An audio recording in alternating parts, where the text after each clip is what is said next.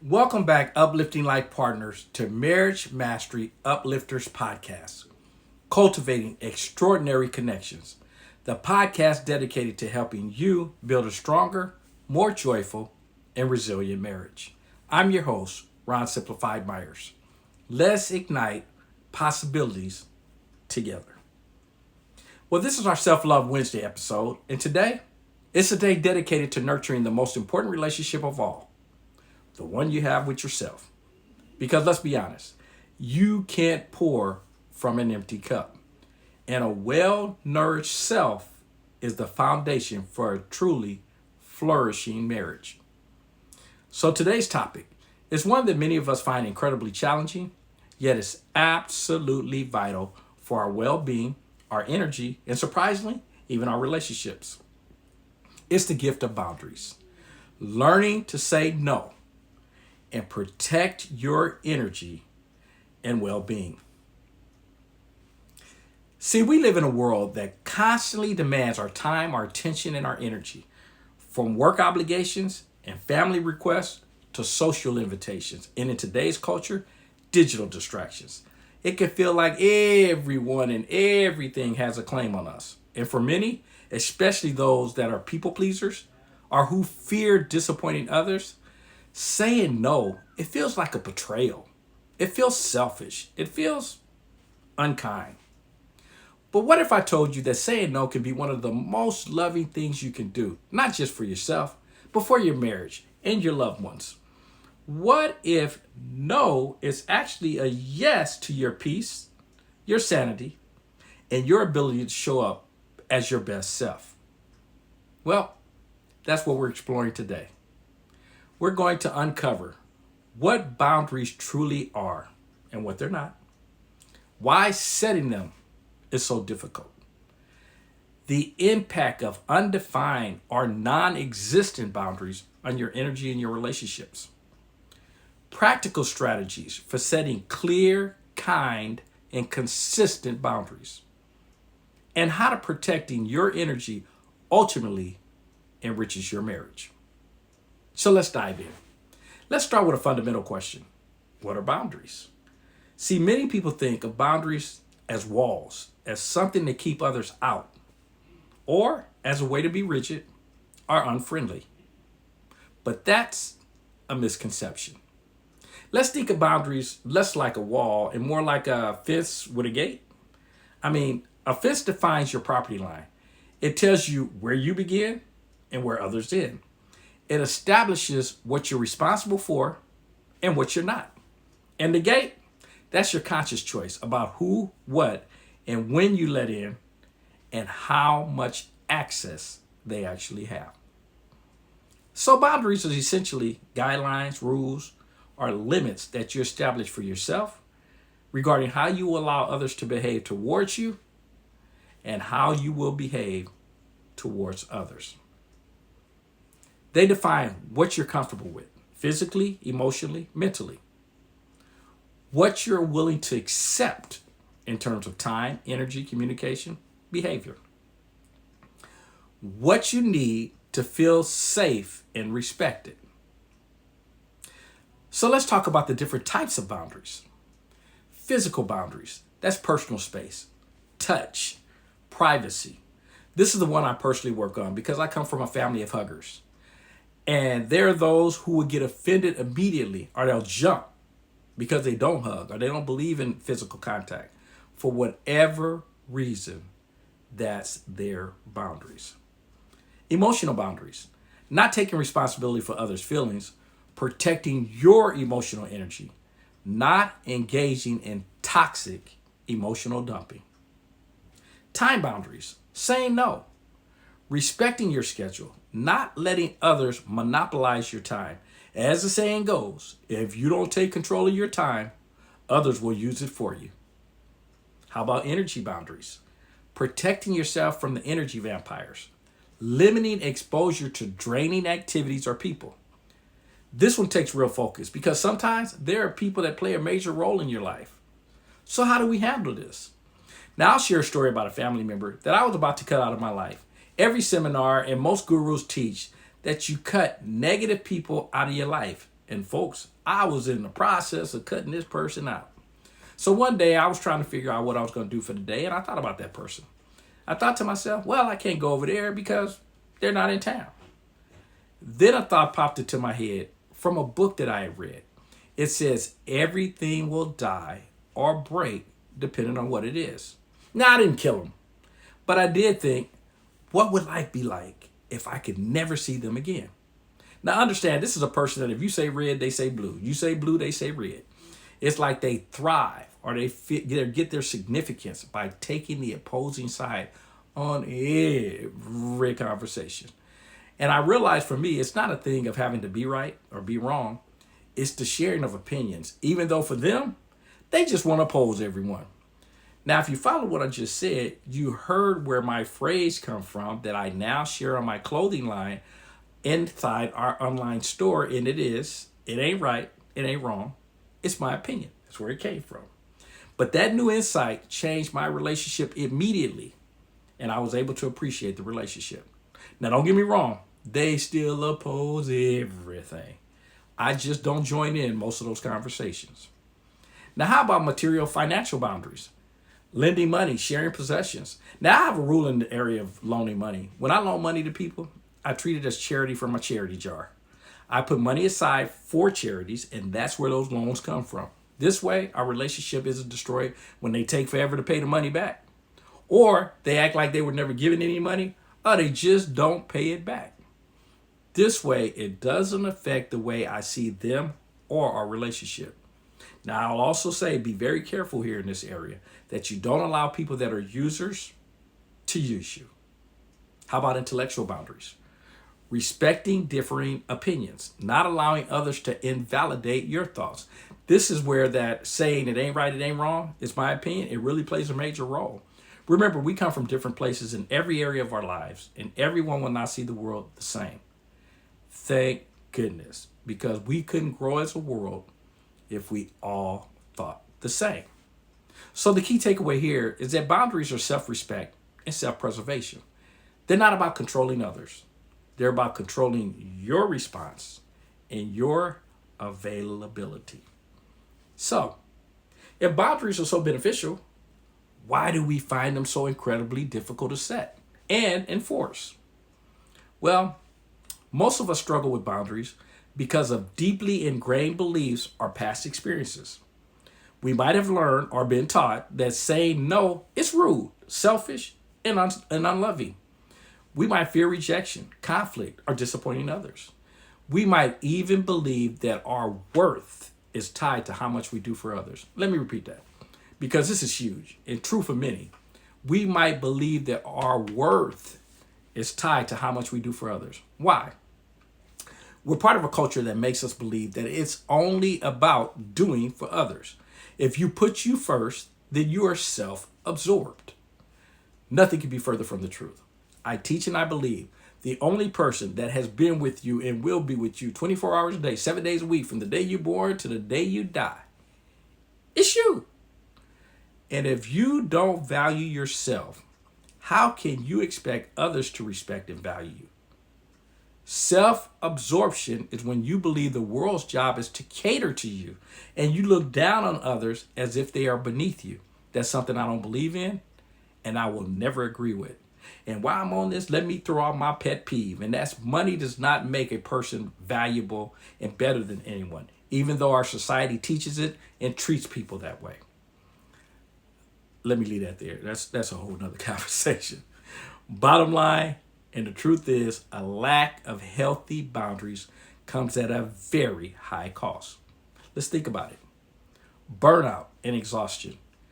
Constantly giving, doing, and accommodating without replenishing your own reserves. Tony Robbins teaches what he calls the hour of power, where he says you should take an hour a day to devote to yourself. Now, folks, there's 24 hours in a day. You should never apologize. Again, never apologize for taking one of those for yourself. If you don't, you get to this next point, resentment. You start to feel bitter towards those you're helping because you feel taken advantage of or unappreciated. This resentment will spill over into your most important relationships, including your marriage. Loss of self. When you're always prioritizing others' needs, you lose touch with your own desires, values, and identity. Who are you, really, when you're not defined by what you do for others? This is why I don't buy into the dangerous belief that some share, and that is a wife's job is to cater to her husband. No human being was created to cater and give up their entire life for someone else. This is not to say that things don't happen in life where people need additional care because of physical abilities. It could be their age, but those are different conversations. How about anxiety and stress? The constant pressure to meet external demands creates a perpetual state of stress. Strained relationships. Ironically, weak boundaries often lead to worse relationships. People may inadvertently push past your unspoken limits, or you might withdraw emotionally because you're so drained. In marriage, this can lead to imbalances, unspoken expectations, and a feeling of being unheard or unvalued. Now, I want you to reflect for a moment. Where in your life do you feel the most drained? Is it a particular relationship? A specific type of request? Often, those are the areas where your boundaries are weakest or non-existent.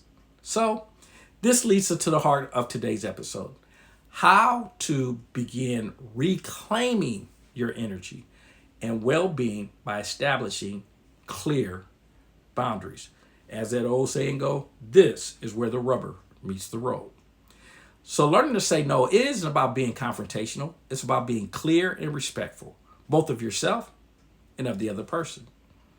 Here are some practical steps and phrases you can use. Stop, breathe, and tune into yourself first. Before you respond to any request, pause. Check in with your body. Do you feel a knot in your stomach? A sinking feeling? That's your intuition telling you something. Ask yourself, do I genuinely have the time and energy and desire to do this without compromising my well-being? If the answer isn't a clear yes, then it's a no. If you have to talk yourself into it, then the answer is no. Be direct and concise. You don't owe anyone a lengthy explanation or an apology. A simple, clear no. That's enough. Instead of, oh my gosh, I love to, but I'm just so swamped right now. My dog needs grooming, and I promised my aunt I'd call. Try. Thank you for thinking of me, but I can't take that on right now. Use I statements. This keeps the focus on your needs and prevents blame. I don't have the capacity for that right now. I'm not comfortable with that. I need to protect my evenings for family time. Offer alternatives. That's an optional, and only if you mean it. If you genuinely want to help but can't do what's asked, offer a smaller alternative or suggest someone else. This shows goodwill without sacrificing your boundaries. I can't help with the whole project, but I could offer feedback on the outline. I can't commit to weekly meetings, but I'm happy to do a monthly check-in. I can't babysit on Saturday, but have you tried such and such? Buy yourself time. If you feel pressured, it's okay to say you need to think about it. Let me check my calendar and get back to you. I need a moment to consider that. I'll let you know tomorrow. Folks, please let them know tomorrow.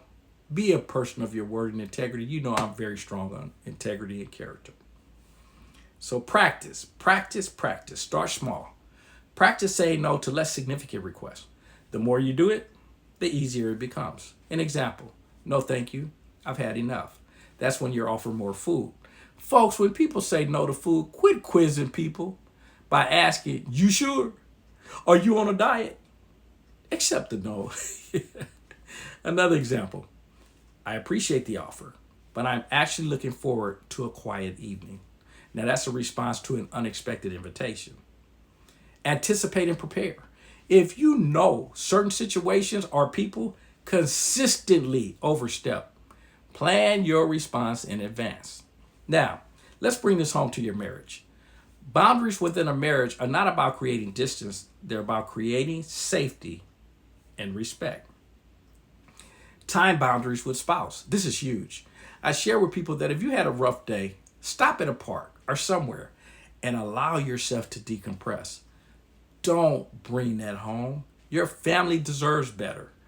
If time forces you to go directly home, communicate with your partner. Honey, I love spending time with you, but I need 15, 20 minutes, 30 minutes alone to decompress before we talk about our day. Now, as a partner, if you guys have little kids, you may have to step in and tell them, we will allow dad, mom, a few minutes to unwind. Emotional boundaries with your spouse.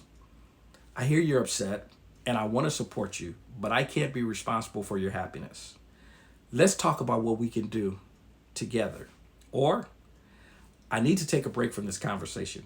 It's getting too heated. Let's revisit it in an hour.